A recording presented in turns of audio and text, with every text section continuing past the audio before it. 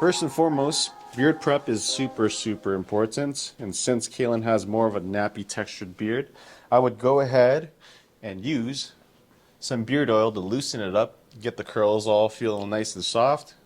And if you don't do this, you're going to have a really hard time getting through every single nook, grain, crevice of his beard. You're going to go ahead and massage this in like so. Make sure your hands are cleaned, washed with soap before you do this, or else it's going to be really weird for your clients to smelling the things that you ate during lunchtime. Next powerful tool we're going to be using today is going to be a pick. And I usually like using the longer picks just because it softens the blow every single time you pull it out from the transition from a nappy beard.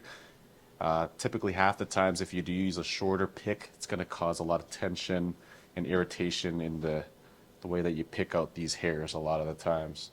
So go ahead and pick it out as nice and equally as possible. You want to get your beard to looking its truest and rawest form. So from the one side, you pick it out to the next side as well.